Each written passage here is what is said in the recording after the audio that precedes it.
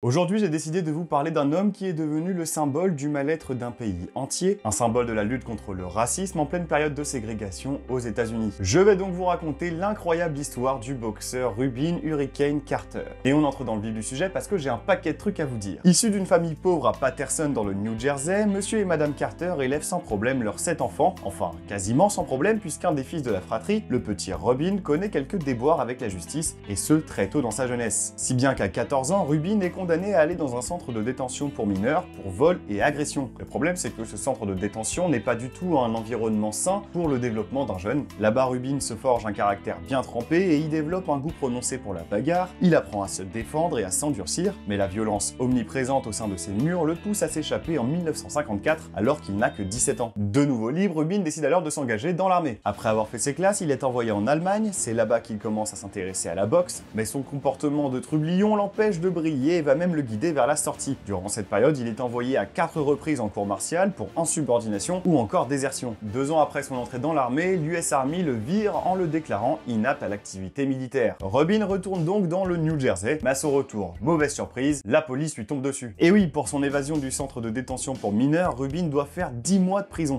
10 mois plus tard, Rubin retrouve la liberté, mais le retour à la vie normale ne va pas se faire en douceur. Il est condamné un peu plus tard à 4 années supplémentaires pour une série d'agressions dans la rue, pour lesquelles il plaidera coupable.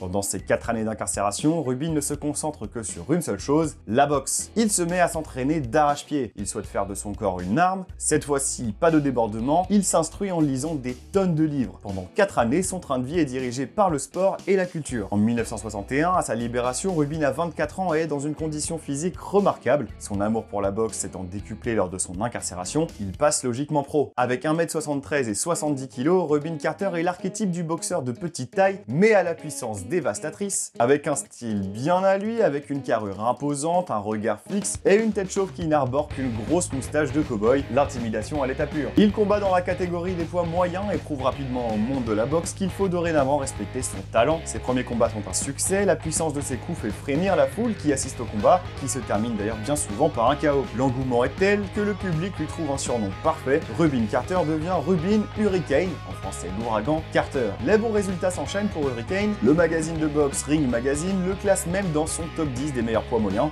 Le moment est donc venu pour lui de se frotter au champion en titre, Joey Giardello. Le combat est prévu pour le 14 décembre 1964 à Philadelphie dans un combat en 15 rounds. Lors du combat, Rubin se défend bien mieux que Giardello qui semble bien plus amoché. Le combat allant à son terme, les juges déclarent pourtant unanimement Giardello vainqueur. Une victoire volée puisque sur les 18 journalistes présents ce soir-là, 14 donneront Carter gagnant. Dans sa défaite, Carter restera digne et ne protestera pas contre la décision des juges. La suite de sa carrière se fera en dents de scie, jusqu'à ce soir de juin 1966 qui va plonger la vie de Rubin Carter dans le chaos. Alors que Rubin passe la soirée dans un bar de la ville à quelques kilomètres de là, 2 hommes pénètrent dans un autre bar, le Lafayette Bar and Grill, aux alentours de 2h20 du matin. À peine entrés, les 2 hommes armés ouvrent le feu sur les clients du bar avant de prendre la fuite. Bilan: 3 morts et un blessé grave qui a été touché à la tête, mais qui survivra. Plusieurs personnes ont été témoins de l'attaque, comme la voisine de l'appartement du dessus ou encore le voisin d'en face. Parmi ces témoins, il y a Alfred Bello, un petit délinquant qui s'apprêtait à faire un cambriolage dans la même rue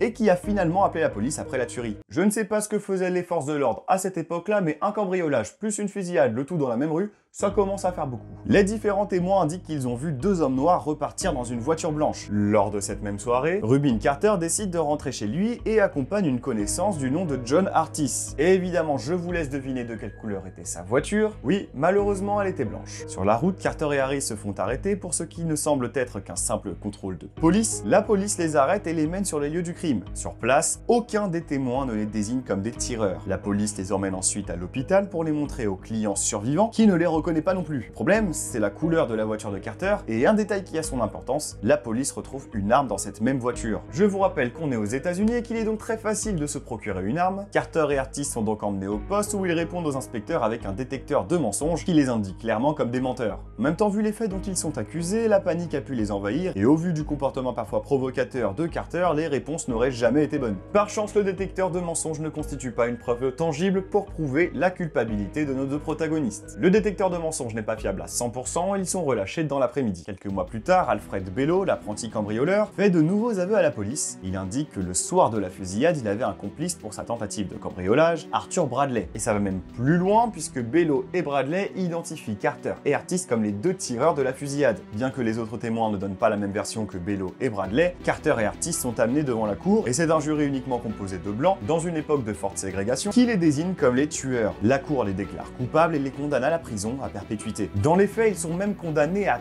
3 peines de prison à perpétuité, une peine pour chacune des victimes. Le coup de massue est terrible pour Rubin qui a été un délinquant toute sa jeunesse, qui s'est rangé et qui a commencé à s'en sortir socialement. Carter est donc de nouveau enfermé et cette fois-ci de manière définitive. Comme il est innocent, il refuse de sortir de sa cellule et d'avoir la même vie que les autres prisonniers qui eux sont coupables. Il ne travaille donc pas pour l'État dans la prison. Il dort la journée et vit le soir en essayant de calmer ses besoins et ses envies pour que la vie au sein de ces 4 murs se passe le plus paisiblement possible. Il décide également de se mettre à écrire pour clamer haut et fort son innocence. Il publie en 1974, 7 ans plus tard, son autobiographie, le 16e round, de numéro 1 à numéro 45-47-2. Je trouve le titre hyper bien trouvé. Le livre permet à Rubin Carter d'avoir un soutien médiatique et populaire. Le chanteur Bob Dylan sort même une chanson nommée Hurricane dans laquelle il dit que Carter est innocent. D'autres personnalités comme la chanteuse Joni Mitchell et même Mohamed Ali lui-même se joignent à sa cause. Au même moment, les avocats de la défense demandent une réouverture du procès parce qu'ils ont des preuves. Ils ont mis la main sur un enregistrement entre un policier et Bello lors de l'interrogatoire. Cet enregistrement est une preuve qu'un marché a été passé entre l'accusation, donc la police, et les témoins Bello et Bradley. Ces faits auraient dû être pris en compte lors du procès de 1967. Donc on réouvre le procès, cette fois devant la Cour suprême du New Jersey. Mais malgré la pression médiatique de l'affaire, le procureur Humphreys décide de poursuivre les condamnations en laissant le choix à Carter et Artis de faire un détecteur de mensonges sans risque. C'est-à-dire que si le détecteur de mensonges indique qu'ils disent la vérité, ils seront libres, et s'ils mentent, il n'y aura pas de conséquences défavorables pour eux. Carter et Artis refusent. À ce moment-là, leur plus grande force, c'est leur soutien médiatique. Il ne faut pas que l'affaire s'étouffe et que les gens les oublient. Si le détecteur, qui rappelons-le est imparfait, dit qu'ils mentent, eh bien ils perdront ce soutien médiatique. Un an plus tard, Bello modifie encore sa version des faits. Il indique qu'il était à l'intérieur du bar au moment des coups de feu, alors qu'il avait dit en 1967 qu'il était dehors. Le procureur Humphreys décide de le montrer à 2 experts qui doivent dire quelle version est la vraie. Les 2 experts ont un avis tranché, pour l'un il était dedans, pour l'autre dehors. En attendant, Carter est toujours sous les verrous. En 1976, la Cour suprême soulage un peu les épaules de Carter et Artis. Elle estime qu'au moment des faits, les accusés n'ont pas eu tous leurs droits pour se défendre. Ils sont libérés sous caution en attendant un second procès. 6 mois plus tard, au moment du 2e procès, Bello change encore de version. Ce mec, c'est la plus grande girouette des années 70. En fait, le fait de changer de version aussi souvent, ça montre qu'il se tramait quelque chose de pas net derrière tout ça. Un peu comme si on cherchait à régler le dossier à l'amiable, à désigner un coupable pour gagner des galons, ou tout simplement par simple racisme. Bello dit que finalement, il était à l'extérieur du bar au moment des faits. Mais rien n'y fait, Carter et Artis sont de nouveau jugés coupables et sont renvoyés dans leurs prisons respectives. Ils sont jugés coupables une 2e fois après avoir passé 9 ans derrière les barreaux et après avoir goûté à la liberté pendant 6 petits mois seulement. Leurs espoirs de sortie semblent s'éloigner au loin. À plusieurs kilomètres de là, un jeune afro-américain de 16 ans du nom de Lesra Martin est victime de la pauvreté et est recueilli par une association de Canadiens qui souhaitent le voir faire des études supérieures. Quasiment analphabète, il apprend à lire et tombe très vite amoureux du livre de Rubin Carter. Son histoire le touche tellement qu'il décide même de lui écrire pour lui montrer son admiration. Carter lui répond depuis sa cellule et très vite nos 2 compères deviennent amis. Lesra lui rend même visite, il y va plusieurs fois avec ses amis canadiens de l'association qui décident de s'intéresser à l'histoire de Carter. Ensemble, ils constitueront un nouveau dossier pour faire une nouvelle fois appel. Dans la foulée, Lesra fait des études de droit, ce qui aide grandement l'équipe à trouver des failles dans le procès. Ils font appel, mais les voix des jurés ne jouent toujours pas en la faveur de Rubin. Il ne peut donc pas sortir. En 1980, après 14 années sous les verrous, John Artis est remis en liberté conditionnelle par Rubin. Après ce nouveau revers, Lesra et la défense n'ont plus qu'une carte à jouer. Ainsi, en 1985, la défense fait une demande d'habeas corpus, c'est-à-dire qu'il demande la révision fédérale de la constitutionnalité des décisions. C'est une mesure rare, hyper risquée qui n'aboutit pratiquement jamais, mais à la surprise générale, ça marche. Après avoir étudié le dossier et entendu les différents partis, et face à un possible arrangement entre la police et des témoins pour faire porter le chapeau à 2 hommes innocents, le juge Adon Lee Sarokin déclare que Carter et Artis n'ont pas reçu de procès équitable et que l'accusation était fondée sur le racisme plutôt que sur la raison et sur la dissimulation plutôt que sur la transparence. Il ordonne finalement cette belle journée de novembre la libération immédiate de Carter au nom de la simple décence. Et il va même plus loin, il réprimande l'État du New Jersey pour le manque de transparence dans l'enquête. Rubin Hurricane Carter est maintenant libre. 3 ans plus tard, l'État du New Jersey lui fera bénéficier d'un non-lieu. Rubin Carter a passé près de 20 ans derrière les barreaux pour un crime qu'il n'a pas commis. John Artis, lui, sera condamné une nouvelle fois en 1986 pour vente de cocaïne et recel d'armes. Il plaidera coupable pour ses deux chefs d'accusation et se réorientera ensuite dans l'aide aux jeunes délinquants. Le petit jeune qui a tenté des Rubin, Ezra Martin, lui est actuellement procureur dans la ville de Vancouver. À sa sortie, Robin lui se rapproche de ses amis canadiens et de l'Ezra et part habiter à Toronto où il devient directeur exécutif de l'association des personnes injustement condamnées. Il décède le 20 avril 2014 à l'âge de 76 ans d'un cancer de la prostate. Son combat pour la vérité est devenu un symbole de la lutte contre le racisme et pour l'égalité, un symbole qui prend encore sens aujourd'hui alors que les violences policières sur les communautés afro-américaines continuent de sévir aux États-Unis.